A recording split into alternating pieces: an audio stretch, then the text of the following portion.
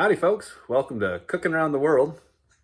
This is our first edition of our 100 and something odd part mini series on cooking the national dish from every single country in the world. So we're just gonna check them off the list one by one, starting with Afghanistan. Their national dish is Kabuli Palau. Not too many ingredients in this. We have a bunch of diced onions, bunch of shredded carrots, some spice mix, cardamom, salt, cumin, and something else, pepper, and then some raisins, a little bit of sugar, some sliced almonds, and our protein today, sheep burger. Thank you, Will. My production team has told me to add the disclaimer that while this is one national dish from Afghanistan, and every country that we select a dish from, this might not be the official / I don't know what I'm doing. I'm not from Afghanistan, so we're gonna do the best we can. Cheers. So, step one, when you don't have a grinder, take your cardamom seeds, split them in half, and then, I don't know, put them in your pepper grinder. We'll see how that goes. Experiment number one, using a pepper grinder for your cardamom. Pretty successful. Nice tight grind. Okay, let's get started. We're gonna need some olive oil to saute that onion. So, about a third of a cup-ish. I don't know, give or take. Let's fire that sucker up. If your oven doesn't work like mine, make sure you have a lighter on hand. Forgot an ingredient on the list. Really important to this dish, the rice. So it calls for basmati rice. Well, we're using jasmine rice. It calls for long grain. We probably have short grain, but we'll see how it goes. It says to rinse the rice, so my sous chef's gonna be doing that shortly. Let's take a look. Our onions are starting to saute. We're gonna let those go for about, 5 or 6 minutes. Okay, we've got our onions going here. We're gonna let those get nice and brown, not just translucent, but we wanna get some color in there. But I've got some oil going in another pan because we gotta start kind of sauteing up our carrots. From what I gathered, we wanna keep these al dente. Okay, so we're gonna get those going, and to help with the caramelization, I was told to add a little sugar, so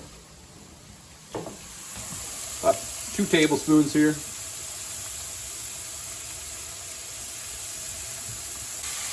Okay, and in with these carrots, we're gonna add about 2/3 of a cup of raisins.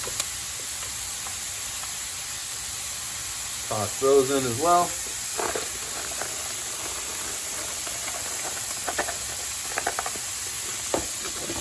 Yeah, maybe a few more. Yeah, that's probably about right. And we've got 1/3 of a cup of sliced almonds going in. Give or take. Give that a little toss and stir. Again, not cooking those carrots too hard. Keeping them a little al dente. They're going to cook again when we put the dish together. Okay, while our onions are cooking, we're going to throw this topping into a foil packet. This will, I guess, go in with the everything as it cooks in the oven.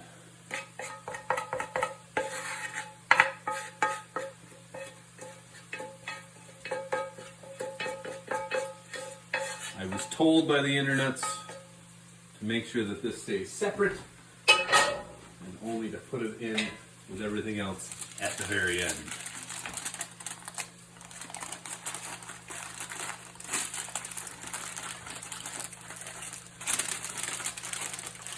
We'll see if that makes any sense.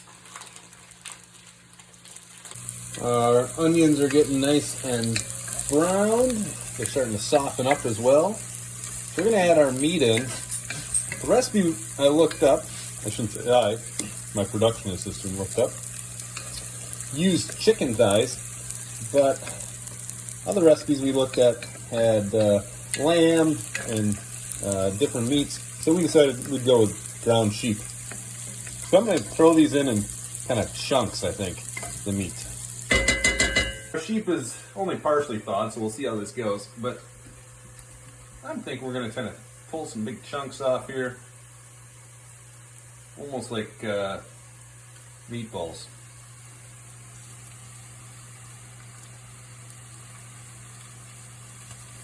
This is going to cook on medium-high for 5 or 6 minutes.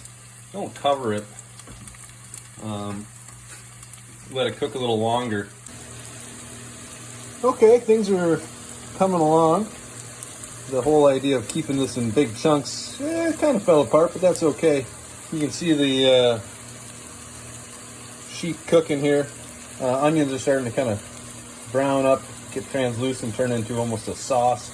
We're going to add some browning seasoning sauce, kitchen bouquet, to this.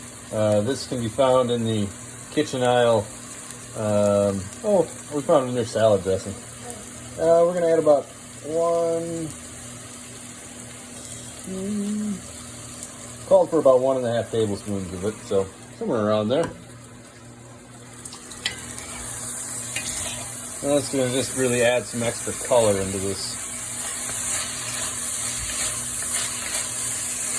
Now here's where I'm going to have to wing it, because in my recipe that I was looking up, it said to pull your meat out. I don't think I'm going to be able to pull this out. So we're going to add the spices right to this. We're going to see how we turn out. Okay? Okay, we're getting some water going. So our rice was measured out, rinsed 3 times. I'm not sure why, but we rinsed it 3 times. To keep the grains kind of independent from each other, to rinse the starch off. So we got our water going.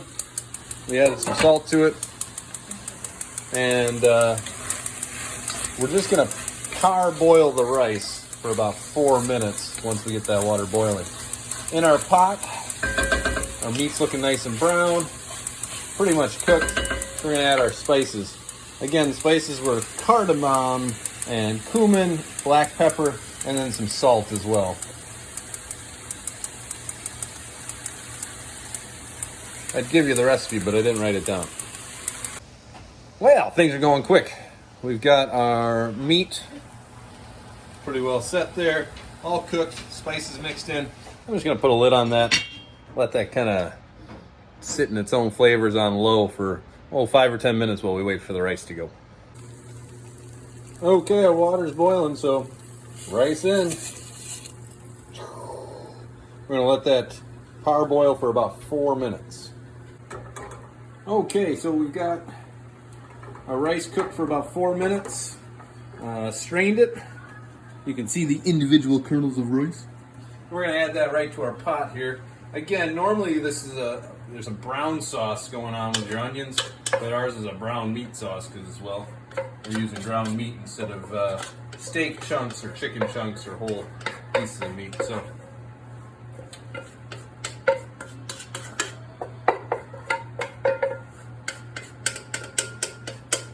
and we're just going to kind of fold this in.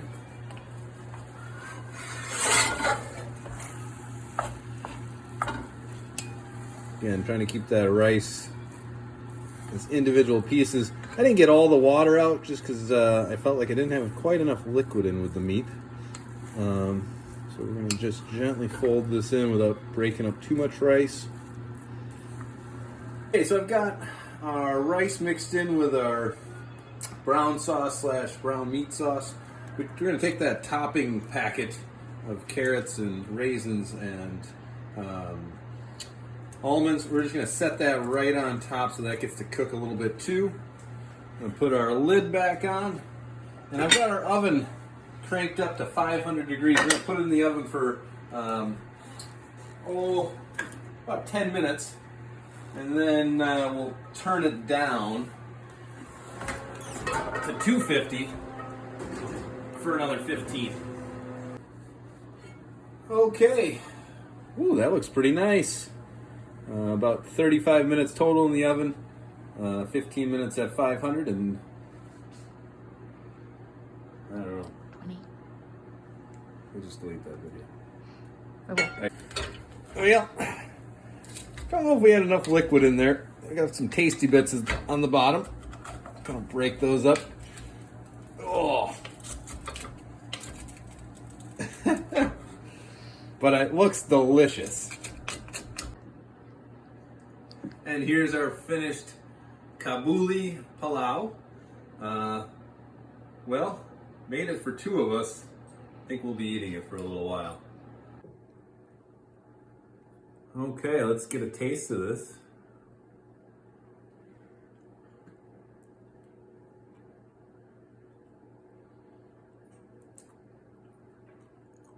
Not bad. Some good flavors in there. Funny story, they claim that Afghani women that are looking to be married are judged on their Kabuli Palau. I don't know if anybody's going to offer me their hand in marriage based on mine, but it's not bad.